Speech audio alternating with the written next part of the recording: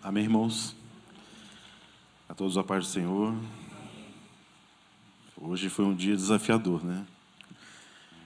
Esse mau tempo, a chuva, mas como o texto foi lido nesta noite,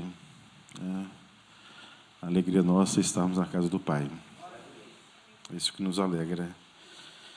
Certamente Deus tem sempre algo a falar ao nosso coração, como tema da mensagem desta noite. Tema: um homem em crise com Deus.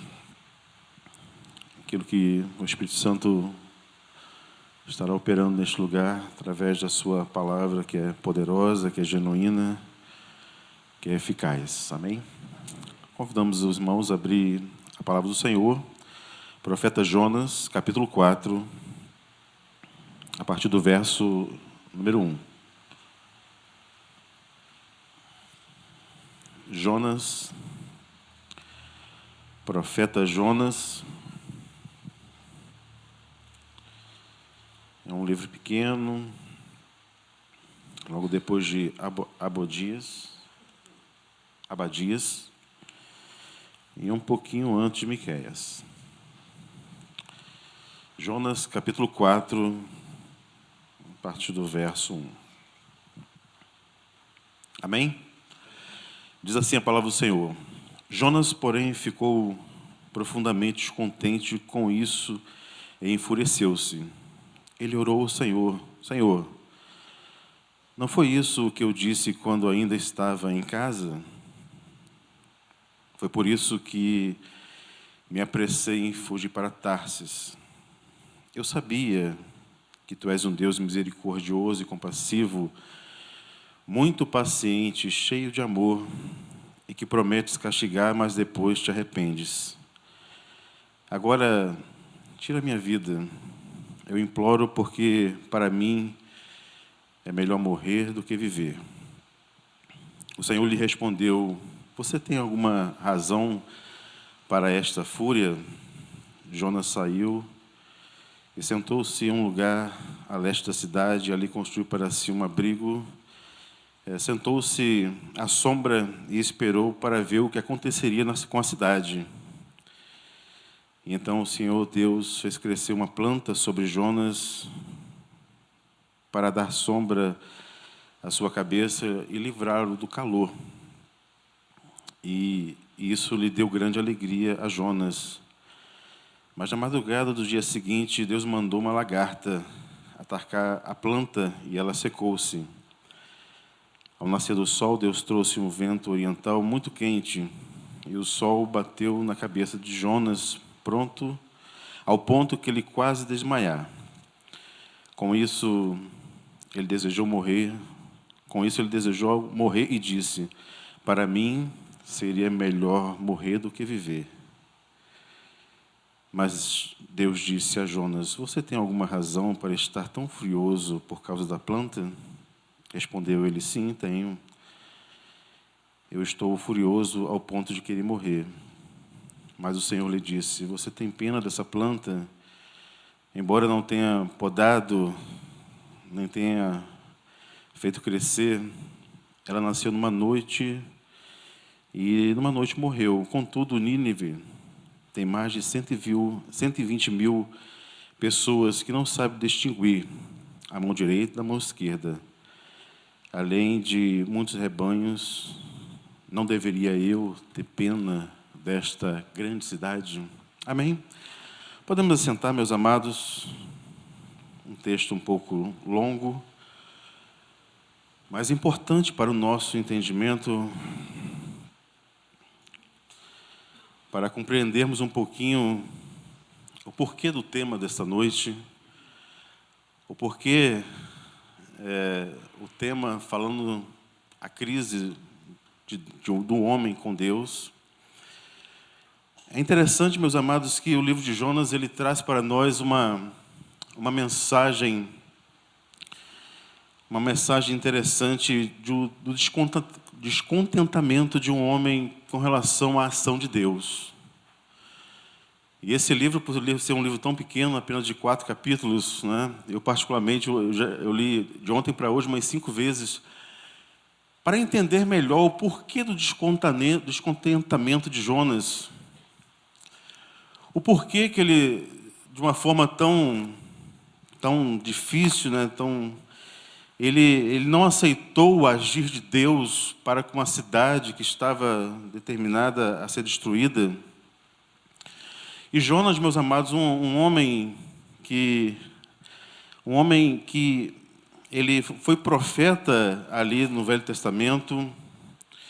Ele foi um profeta que foi contemporâneo de Amós, profeta Amós. Ele viveu numa cidadezinha chamada Gat-Hefé, mais ou menos 9 quilômetros de Nazaré. E ele aparece, a citação bíblica deste profeta aparece em 2 Reis, capítulo 14, verso 25. Ele profetizou no reinado de Jeroboão II, o reinado do norte. Esse reinado ele reinou aproximadamente 41 anos. Jesus também faz algumas referências sobre Jonas. Nos evangelhos de Mateus, de Lucas, Jesus também faz algumas referências sobre esse profeta. Interessante, meus amados, quando nós começamos a ler Jonas, nós vemos que Deus ele tinha uma missão para Jonas. Deus ele tinha algo a realizar através daquele homem, e foi realizado. Deus queria trazer a uma cidade chamada Nínive o arrependimento dos seus pecados.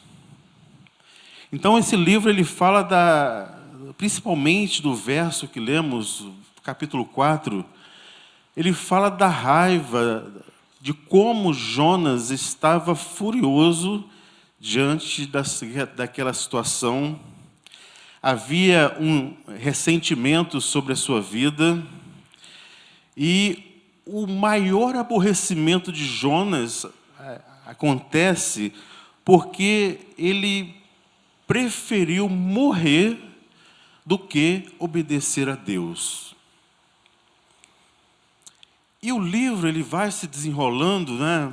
No primeiro capítulo, a palavra fala de como Deus falou com Jonas, vai lá na cidade de Nínive e tal, e ele desce para Jope, vai pegar um barco para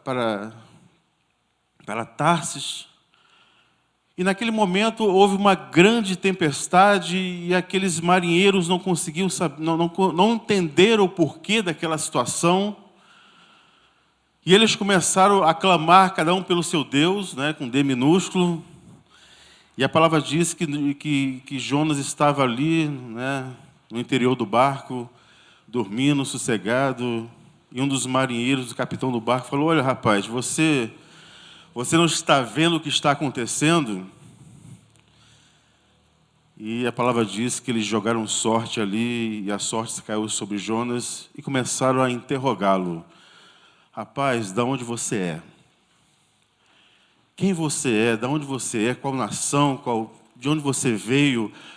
E ele começou a contar os fatos. E os marinheiros tiveram mais discernimento do que Jonas. E eles entenderam perfeitamente que aquela tempestade que estava invadindo aquele barco era consequência de uma desobediência deste profeta. E Jonas falou: olha, a única solução é que você me lance ao mar.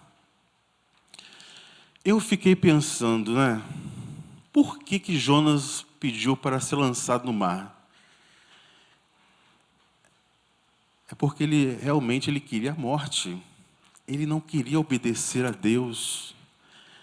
Muitas vezes ficamos pensando que ele só queria que o mar se acalmasse. Não, ele queria realmente a morte. Ele não queria ouvir a voz de Deus naquele momento. E aqueles marinheiros temerosos de matar um homem inocente, a palavra diz que eles clamaram ao Senhor. Falou: Senhor, tem misericórdia das nossas vidas, que o sangue deste inocente não seja lançado sobre nós, porque nós não temos nada a ver com isso.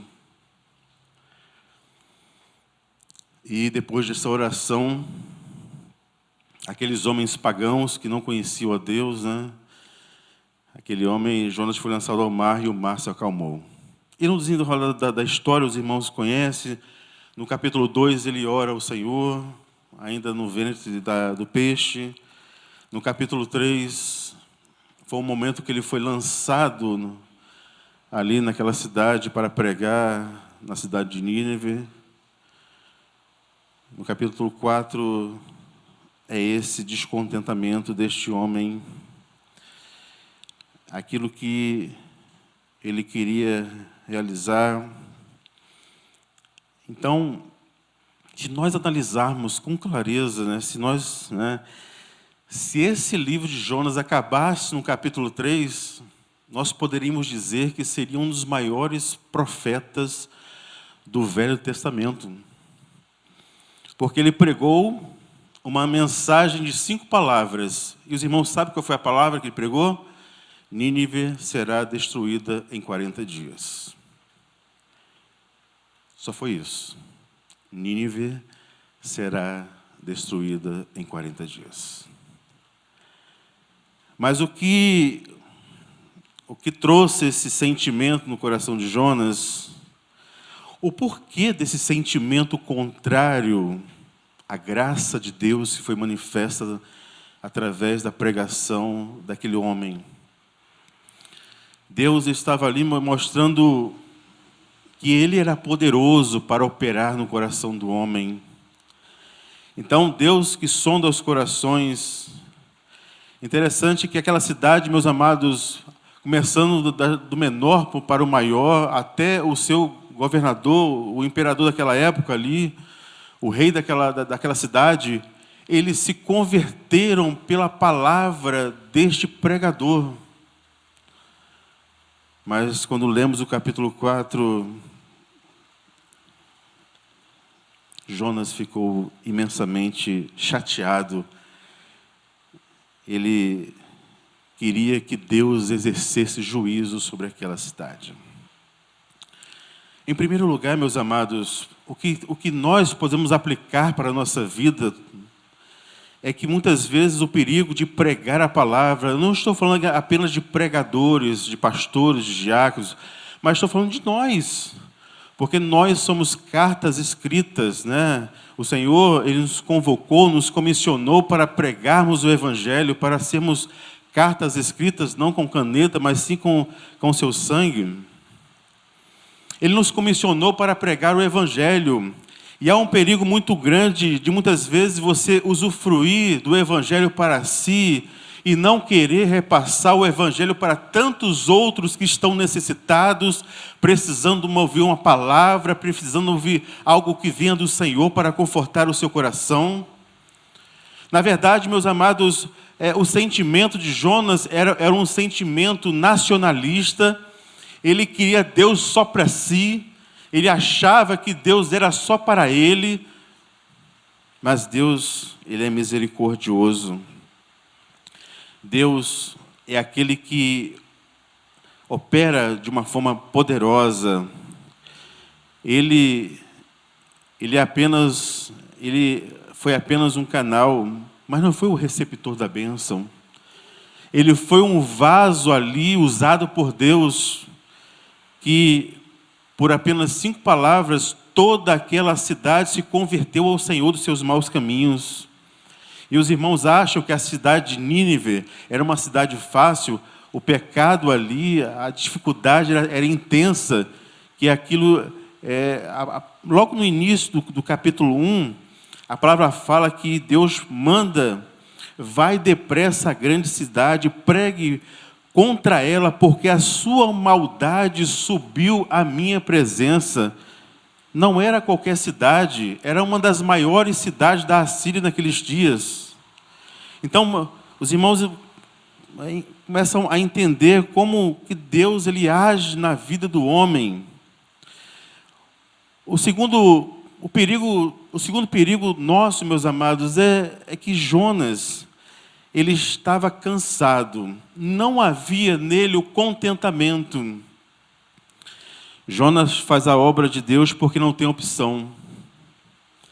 A sua motivação não estava conforme a vontade de Deus.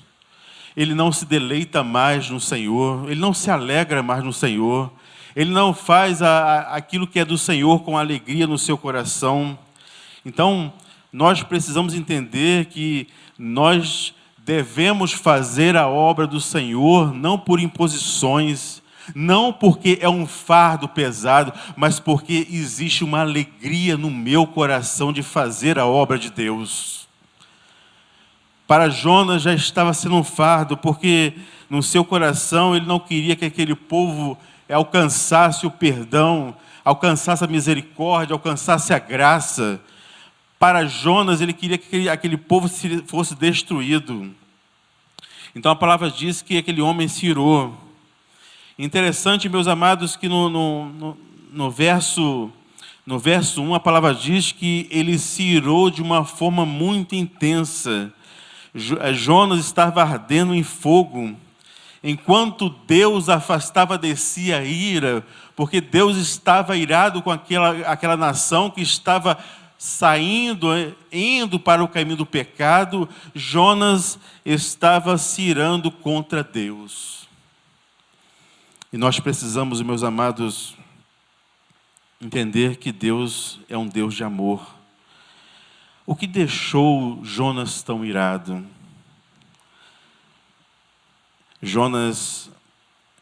O que deixou Jonas irado, podemos dizer que foram duas coisas: a rejeição e o patriotismo acentuado de Jonas, e o tornaram um homem preconceituoso. Como se, podemos dizer assim, para simplificar, olha, o Deus de Israel é só meu, não é mais de ninguém. Infelizmente, hoje, há algumas denominações que se acham detentoras da graça de Deus, dizendo que só lá tem salvação, só lá tem um milagre. Não, meus amados, Deus, Ele opera de uma forma intensa, a sua graça era abundante. Então, o descontentamento de Jonas é porque ele amava Israel, ele tinha um zelo por Israel, e ele achava que, por certo, algumas nações podiam trazer ameaça para o seu povo. Ele ficou desgostoso porque seus ouvintes se converteram ao Senhor. Ele pregou o juízo e eles clamaram por misericórdia. A segunda coisa que podemos entender desta palavra é que o que irou Jonas naquele momento foi a compaixão de Deus. Jonas ficou ardente em ira porque Deus suspendeu a sua ira. A ira de Jonas estava ali. Então, muitas vezes, meus amados, o homem ele está irado porque Deus está fazendo, Deus está trabalhando. Então, meus amados, a obra não é nossa, a igreja não é nossa, mas tudo pertence a Deus. Ele age como quer, Ele faz como quer, Ele realiza a sua vontade, o seu querer, a hora que Ele quiser, conforme a sua vontade. Nós precisamos entender isso. Precisamos entender que Deus ele trabalha de uma forma diferente que a nossa. Enquanto Jonas, a ira se invadiu o coração de Jonas, Deus estava convertendo corações, voltando aos caminhos do Senhor.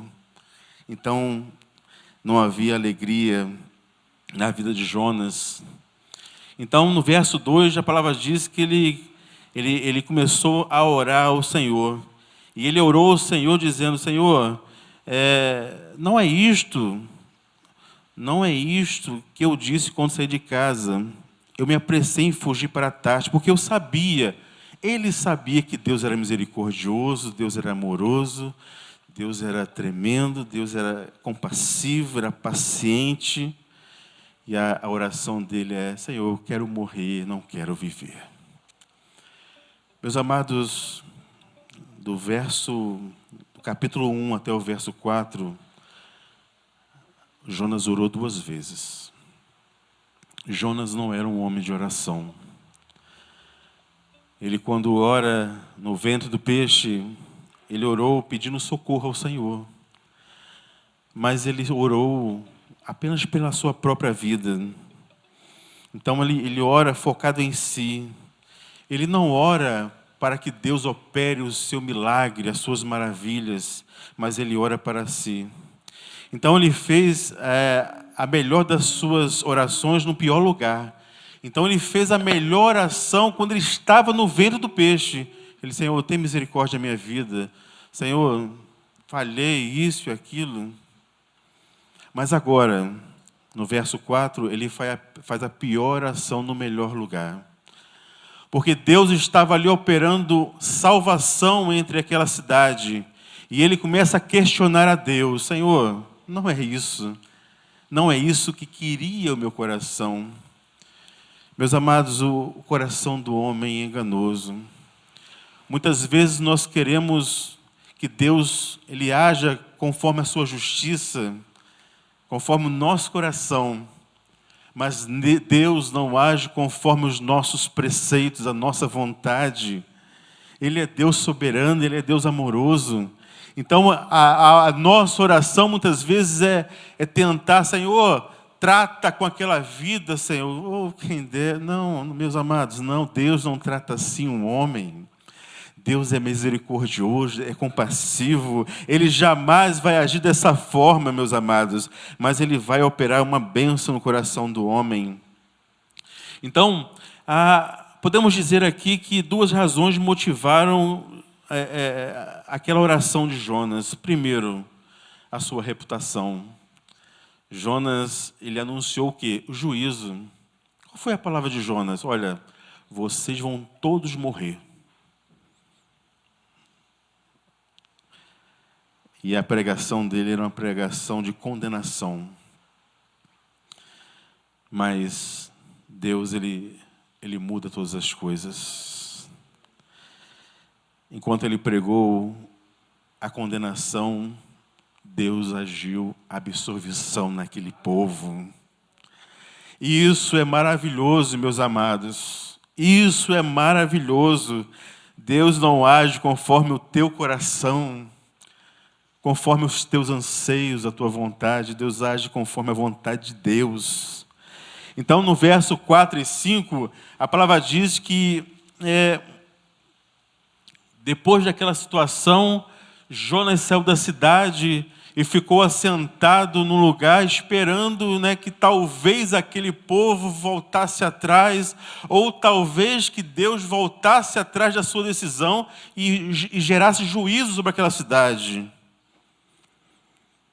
E a palavra diz que ele ficou à sombra para assistir de camarote o que Deus ia fazer. Por certo, no coração de Jonas, ele falou assim, olha, eu vou sair da cidade, vou ficar aqui olhando de longe, quem sabe Deus muda de ideia e traz um juízo sobre aquela nação que é tão ruim, não é? E muitas vezes isso acontece conosco, meus amados. Nós queremos trazer juízo para os homens, mas independente da condição que ele esteja, ou da forma que ele esteja, o amor de Deus é incondicional sobre o homem. Nós precisamos entender perfeitamente e compreender que Jonas queria que Deus mudasse os seus conceitos, a sua soberania. Mas Deus não muda. Nós é que devemos mudar os nossos conceitos. Então ele vai para ali para tentar ver se alguma coisa acontece, Deus muda aquela situação, mas não acontece nada. Então Jonas não muda, mas espera que Deus mude. Jonas, no seu coração, entendia que Deus talvez mudaria aquilo que ele operou naquela cidade. Mas, na verdade, Deus não faz conforme o homem quer. No verso 6 e 8, a palavra diz que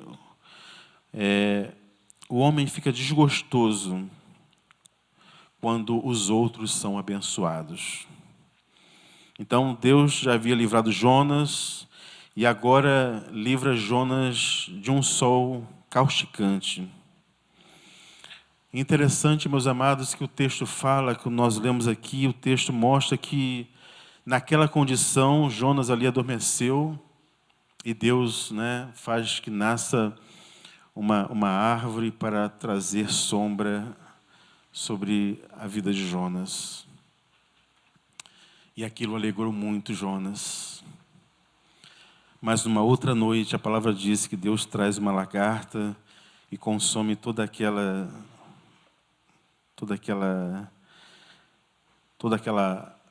planta ali que estava trazendo um alívio para Jonas. Então, meus amados, o que podemos compreender nesse texto é que Deus está de uma forma muito didática ensinando a Jonas que a sua misericórdia, o seu amor é maior do que tudo. Deus providenciou para Jonas um escape para que ele não sofresse o dano daquele sol. E Jonas se alegrou muito. Por outro lado, quando aquela lagarta comeu aquela planta, ele se indignou novamente, Senhor, eu quero morrer. Eu quero exatamente morrer. Então Deus estava trabalhando no coração de Jonas. Deus estava trabalhando para que Jonas pudesse compreender que as pessoas são mais importantes do que as coisas. Hoje, infelizmente, nós vivemos numa sociedade onde valoriza, não que eu não ame animais, não que eu não ame, mas muitas vezes você prioriza mais um animal do que uma pessoa. As pessoas são importantes. As pessoas são importantes.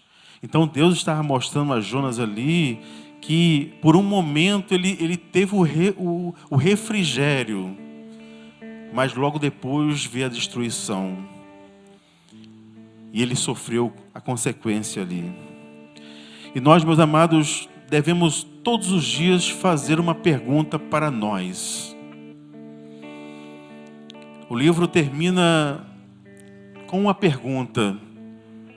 Nós não sabemos se Jonas se arrependeu, porque o livro não fala sobre isso. No verso 11, ele ainda está naquela situação, e a palavra diz que não há uma referência dizendo se ele se arrependeu ou não. Mas a conclusão, a pergunta que fica para nós nesta noite é essa. Muitas vezes esse Jonas está dentro de nós. Muitas vezes esse Jonas está dentro de cada um de nós. Será que nós sentimos a compaixão por aqueles a quem Deus ama? Será que nós estamos dispostos a levar a palavra de Deus para aqueles a quem Cristo morreu? Será que o nosso coração se quebranta como Deus se quebranta por aqueles que estão longe, perdidos? Resumindo, meus amados, a grande mensagem deste livro é essa. É o amor que Deus tem para com o homem. Então nós somos portadores de um evangelho. O evangelho não é seu. Nós não somos donos de igreja. Mas Deus nos deu a oportunidade de falar deste amor tão glorioso. O descontentamento de Jonas era exatamente esse. Ele não queria falar do amor de Deus, porque ele sabia que Deus era amoroso, que era compassivo. Ele não queria falar. Como nós estamos respondendo essas perguntas nos nossos dias? Nós concordamos com Deus que as pessoas sem Cristo estão perdidas.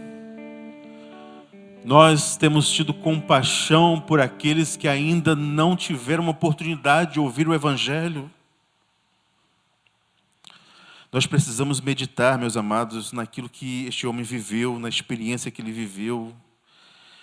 Muitas vezes, nós estamos aí, vivemos numa grande cidade, onde o pecado é tão intenso, é pouco testemunho. Será que estamos orando para que esse evangelho alcance essas cidades? Será que nós nos regozijamos quando os pecadores realmente se arrependem?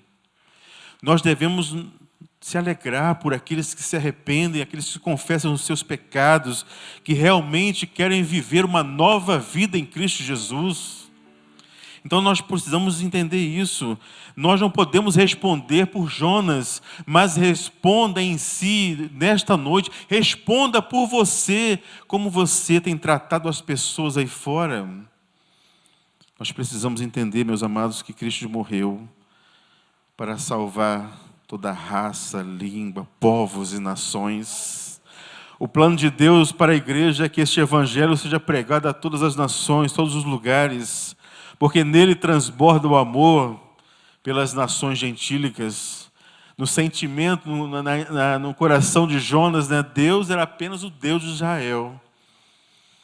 Mas podemos citar que este livro aqui é como se fosse João 3,16. E Deus amou o mundo de tal maneira que enviou o seu Filho único, unigênito, para que todo aquele que nele crê não pereça, mas tenha vida eterna. Esse livro de Jonas, ele conta a história deste homem, mas na verdade o grande mistério deste livro é contar o efeito de Deus na vida do homem, de como Deus trabalha, de como Deus age, meus amados. E podemos dizer que isso se chama soberania de Deus.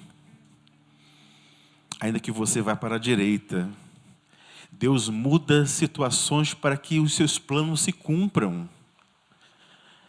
A soberania de Deus, meus amados, ela está tão intensa, ela é tão verdadeira, ela é tão poderosa, que Jonas, na verdade, queria morrer porque não queria pregar ali a palavra. E Deus faz com que ele entre na barriga de um peixe e seja lançado aonde? Na cidade aonde Deus determinou. Isso é soberania ou não? Isso é vontade de Deus ou não?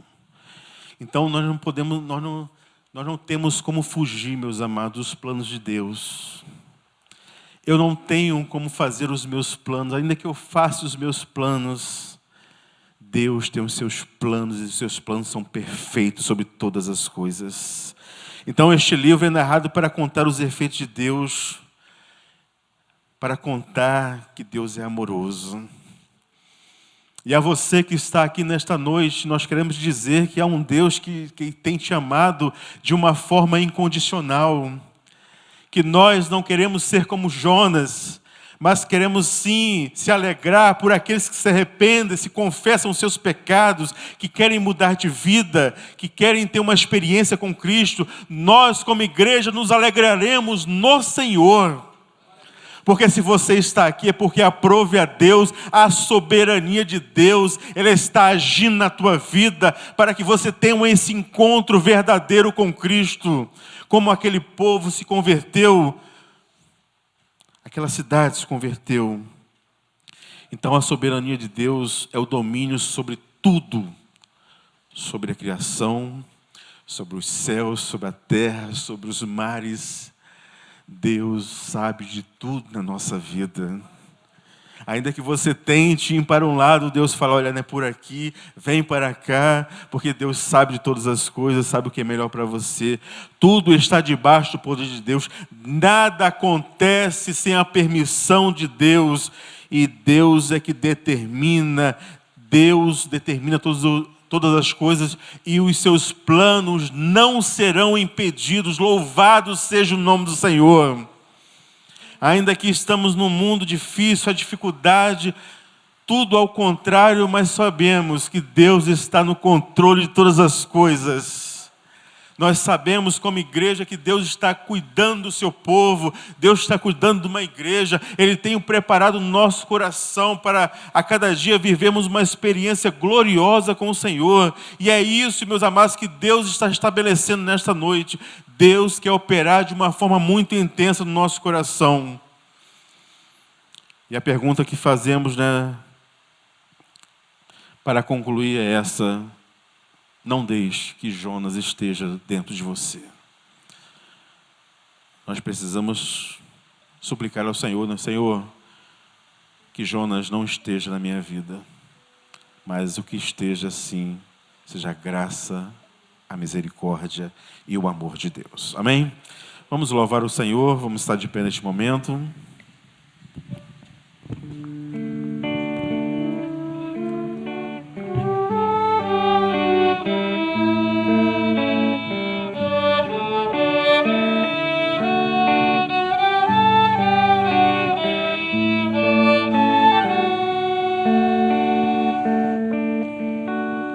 Planos frustrados, dias nublados, me pergunto por que foi que eu sonhei. Mar agitado, tempo fechado, já não faz sentido as rotas que tracei. Ele é o dono. Mas o dono deste mar, Senhor, é o que conduz a tua vida. também é meu dono. Glória a Jesus. Alegremos-nos ao nome do Senhor. Ele não me abandonou. Glória a Jesus. Eu sei, está me ensinando. Glória a Jesus.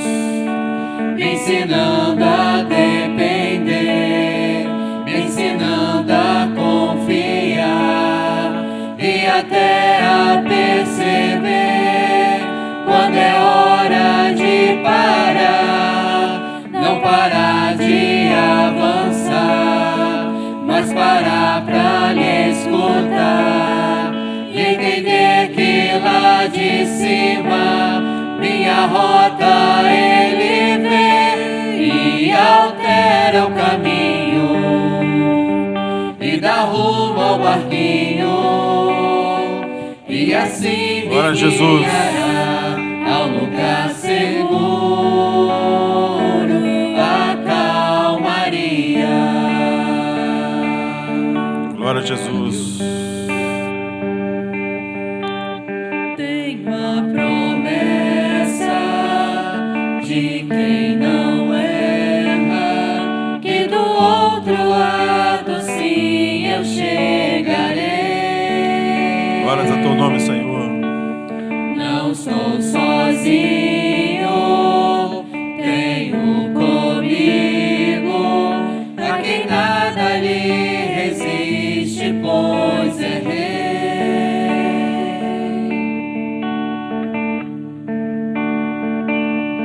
Se o dono deste mar também é teu dono,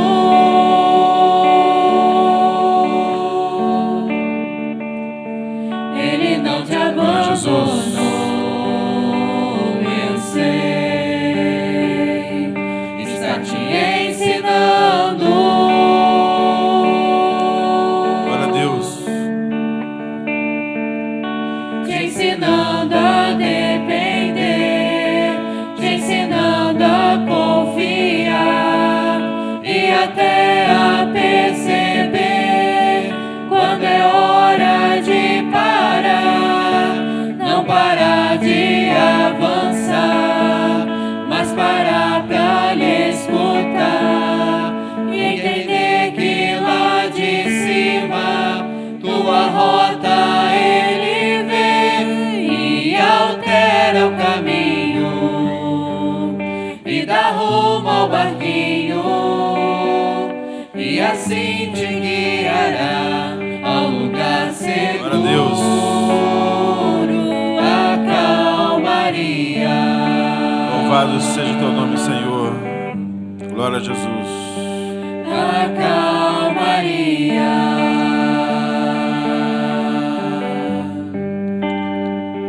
A calmaria.